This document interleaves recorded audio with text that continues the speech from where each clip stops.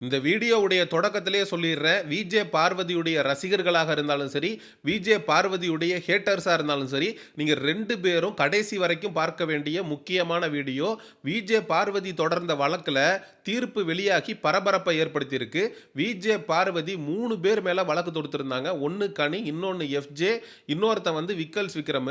கனி மேல கேப்டன்சி டாஸ்க்ல ரொம்ப பயாஸ்டா நடந்துக்கிட்டாங்க அப்படின்னு கனி மேல ஒரு வழக்கும், எஃப்ஜே மேல என்ன வச்சு கமருதீனையும் என்ன வச்சு அமித் பார்கவையும் இவன் லவ் கண்டென்ட்னு மட்டும்தான் பண்ணி இந்த பிக் பாஸ் வீட்டுக்குள்ள நான் இருந்துகிட்டு இருக்கேன் அப்படின்னு பிக் பாஸ் வீட்டுக்குள்ள இருக்கக்கூடிய எல்லாரையும் மேனிப்புலேட் பண்ணிக்கிட்டு இருக்கான், அவன் மீது தக்க நடவடிக்கை எடுக்கணும் அப்படின்னு 2வது வழக்கும்.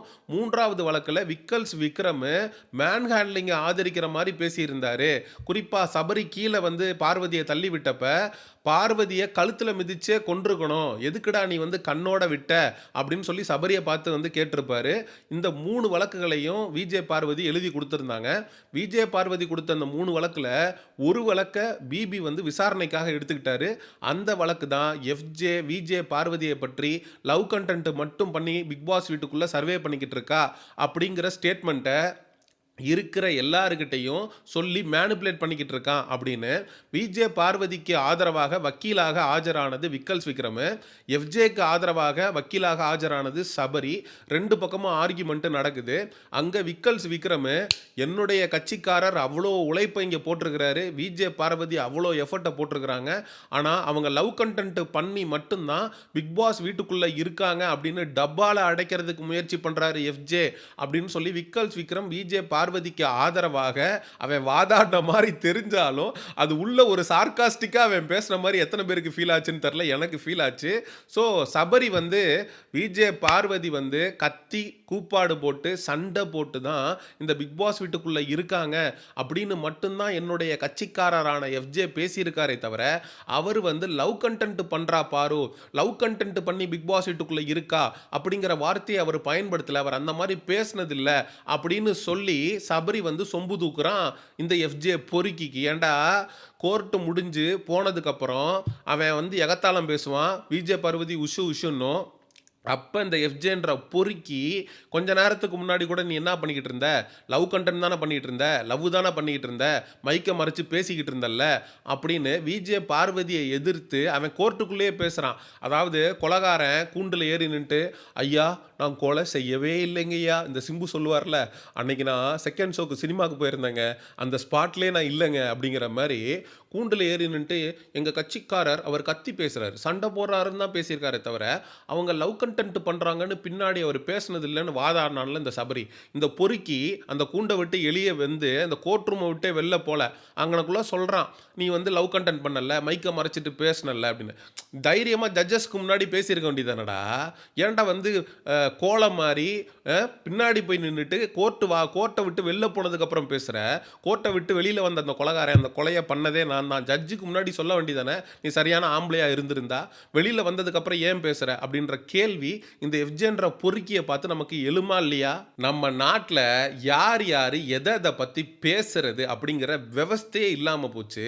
இந்த எஃப்ஜேன்ற பொறுக்கிலாம் இன்னொரு பெண்ணை பார்த்து நீ லவ் கண்டென்ட் பண்ணி தானே பிக் பாஸ் வீட்டுக்குள்ளே இருந்துக்கிட்டு இருக்க அப்படின்னு பேசுகிற அளவுக்கு கேவலமாக போனதை நான் நினச்சி தான் நமக்கு உண்மையிலே வருத்தமாக இருக்குது. ஏன்னா இந்த பொறுக்கி முதல்ல ஆதிரை கூட லவ் கண்டென்ட் பண்ணுறேங்கிற பேரில் அந்த பொண்ணோட 18+ கண்டென்ட் போடுறது, அந்த பொண்ணை கட்டி பிடிச்சி முத்தம் கொடுக்கறது, இது மாதிரி எல்லாம் மீறி பல விஷயங்களை பண்ணி அந்த பொண்ணு பிக் பாஸ் வீட்டை விட்டு வெளில போனதுக்கு முக்கிய காரணமாக அமைந்த நபர் யாருன்னு கேட்டிங்கன்னா இந்த பொறுக்கி எஃப்ஜே தான். அந்த பொண்ணு போனதுக்கப்புறம் வியனா கூட சேர்ந்து லவ் கண்டென்ட் பண்ணுறேங்கிற பேரில் டோட்டலாக வியனாலாம் வந்து இவனை ஸ்ட்ரிப் கிளப் டான்ஸர்னு வியனாவை சொன்னப்போ இவனுக்கு எதிர்த்து பயங்கரமாக பேசியிருக்கோம். வெளியில் எங்கள் குடும்பம் பார்க்குறாங்க, இன்ஸ்டாகிராம் நான் யூஸ் பண்ணதே 1 வருஷத்துக்கு முன்னாடி தான், இந்த பிக் பாஸ் வாய்ப்புன்றது எனக்கு அவ்வளோ ஈஸியாக கிடைக்கல அப்படின்னு அவ்வளோ சொல்லியிருக்கோம். வெளியில் வீணாவோட ஃபேமிலி பார்த்தான்னு யார் பார்த்தா நமக்கு என்ன, அவள் வெளில போய் யாருக்கிட்ட செருப்படி வாங்கினா நமக்கு என்ன, நம்ம இந்த பிக் பாஸ் வீட்டுக்குள்ளே இருக்கணும் ரொம்ப நாள். அதுக்கு இங்கே இருக்கக்கூடிய பெண்களை பயன்படுத்தி நம்ம ஒரு கேவலமான கேமை ஆடுவோன்னு சொல்லி ரொம்ப கேவலமாக 2 பொண்ணுங்களுடைய வாழ்க்கையை அவன் வந்து கெடுக்கிறதுக்கு டோட்டலாக ஸ்பாயில் பண்ணுறதுக்கான அனைத்து வேலையும் செஞ்சவன் இந்த பொறுக்கி எஃப்ஜே. இவன் விஜே பார்வதியை பார்த்து சொல்கிறான் லவ் கண்டென்ட் பண்ணுற, மைக்கை மறைச்சிட்டு பேசுகிற. டே விஜே பார்வதியுடைய என்ன சொல்கிறது ஆதரவாளர்கள் இதுவரைக்கும் இந்த வீடியோவை ரசிச்சிருப்பீங்க. இதுக்கப்புறம் விஜே பார்வதியுடைய ஹேட்டர்ஸ் ரசிக்க போகிறீங்க. ஏன்னா இங்கே தான் சம்பவமே இருக்குது. விஜே பார்வதி மைக்கை மறைச்சிட்டு பேசுறது அப்படின்னு எஃப்ஜே சொன்ன அந்த ஒரு விஷயம் 100க்கு 100 உண்மை. அதில் நான் உடன்படுறேன். பிக் பாஸ் நேற்று தான் காரி துப்பி இருக்கிற எல்லாருக்கிட்டையும் பால் வந்து நீங்கள் யூஸ் பண்ணக்கூடாது, முட்டை யூஸ் பண்ணக்கூடாதுன்னு சொல்லி பறிமுதல் பண்ணி கொண்டு போயிட்டாங்க. இவ்வளவும் நடந்திருக்கு. இவங்க 2 பேரும் பண்ண தப்புக்கு ஒட்டுமொத்த வீடும் தண்டனை அனுபவிச்சுட்டு இருக்காங்க.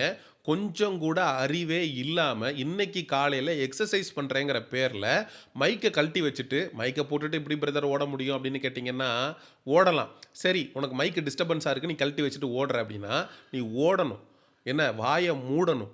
ஓடிக்கிட்டு இருக்கும்போது மைக்கை கழட்டி வச்சுக்கிட்டு நீ ரன்னிங்லேயே பேசுகிற அப்படின்னா நீ எந்த அளவுக்கு பிக் பாஸை வந்து கேவலப்படுத்துகிற, எந்த அளவுக்கு வெளியில் பார்க்கக்கூடிய ஆடியன்ஸை நீ அசிங்கப்படுத்துகிற. இது எவ்வளோ பெரிய ரூல் பிரேக் தெரியுமா? சீசன் 7ல் இந்த மாயா பூர்ணிமான்னு 2 பேர் மைக்கை மறைச்சி பேசுறது, மைக்கை வந்து கழட்டி வச்சுட்டு பேசுறது, போர்வைக்குள்ளே புகுந்துக்கிட்டு வந்து மைக்கை கழட்டி வச்சுட்டு பேசுறது, இது மாதிரி மைக்கை கழட்டி வச்சு தான் பிரதீப் ஆண்டனிக்கு எதிராக சதித்திட்டம் தீட்டி அவனுக்கு ரெட் கார்டு கொடுத்து வெளியில் அனுப்புனதுக்கு முக்கிய காரணமாக அமைஞ்சாங்க. மைக்கப் கலட்டி வச்சுட்டு பேசுறதுன்றது மிகப்பெரிய ரூல் பிரேக்கு. அதை பண்ணதுக்கு அந்த பிக் பாஸ் வீட்டுக்குள்ளே இருக்கிற எல்லாரும் தண்டனை அனுபவிச்சுட்டு இருக்கிறான். மறுநாளே நீ மைக்கை கழட்டி வச்சுக்கிட்டு ரன்னிங் பண்ணுறது, நீ எக்ஸசைஸ் பண்ணுறது. அமித் சொல்கிறாரு, கானா வினோத் சொல்கிறான் மைக்கை போட்டு தொலைங்கடா அப்படின்னு. என்ன விஜே பார்வதி ஓவர் கான்ஃபிடென்ஸில் ஓவராக எல்லாம் மீறி போகிற மாதிரி இருக்குது. விஜய் சேதுபதி அவர்கள் ஃபைனலிஸ்ட் நீங்கள்லாம் அப்படின்னு விஜே பார்வதியை சொன்னதுனால அந்த திமிரு ஏறிடுச்சு போல இருக்குது. அந்த எகத்தாளத்தில் அந்த திமிரில் நீ வந்து கமருதினோட சேர்ந்துக்கிட்டு எல்லாம் மீறி போய்கிட்டு இதெல்லாம் விஜே பார்வதிக்கு நம்ம சொம்பே அடிக்க முடியாது. விஜே பார்வதி இந்த விஷயத்தில் பண்ணுறதுன்றது ரொம்ப ரொம்ப தப்பு. நீ பர்சனலாக ஒரு லவ் பண்ணுறேங்கிறது உன்னுடைய சாய்ஸ்.